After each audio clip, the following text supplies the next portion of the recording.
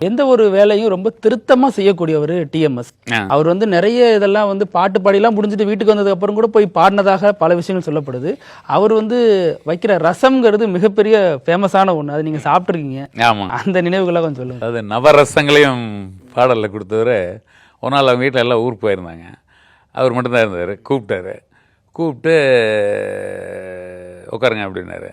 நான் இன்றைக்கி நானே சமைச்சு போடுறவங்களுக்கு ஒரு ரசிகர் கொடுத்த ஒரு லண்டனில் கொடுத்த எலக்ட்ரானிக் குக்கருக்கு 5 நிமிஷத்தில் செஞ்சுட்டார். பார்த்தீங்கன்னா தலைப்பவன் கட்டிக்கிட்டாரு ஒரு சமையல் இதில் அப்படின்னு.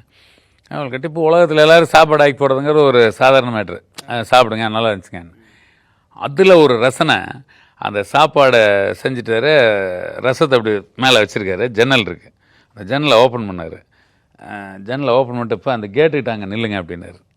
சரி கேட்டுக்கிட்ட வீட்டு கேட்டுக்கிட்ட நின்னா கிட்டத்தட்ட ஒரு ஒரு 10-12 அடி இருக்குன்னு வச்சுக்கோங்களேன். நின்ட்டிங்களா? நின்ட்டிங்க அப்படின்னா. இப்போ நான் இந்த தட்டை ஓப்பன் பண்ணுவேன். 50 கவுண்ட் என்னங்க அப்படின்னாரு. 1 2 3 4 5 50 கவுண்ட் என்ன கரெக்டாக 50 நான் எண்ணும்போது இந்த வாசம் அங்கே வருது. இந்த வாசம் அங்கே வந்துருச்சுங்களா அப்படிங்கிறார். அப்போது தன்னுடைய வீட்டுக்குள்ளே ரூம்லேருந்து ஒரு ரசம் வச்சு அந்த ரசத்தினோட வாசம் அந்த கதவிட்ட போகிறக்கு 50 கவுண்ட் வருதுன்னு நினச்ச ஒரு கலைஞர் இந்த தமிழ்நாட்டில் இருந்திருக்காரு அப்படின்னா அவருக்காக செத்த என்ன கவலைன்னு தான் இறங்கி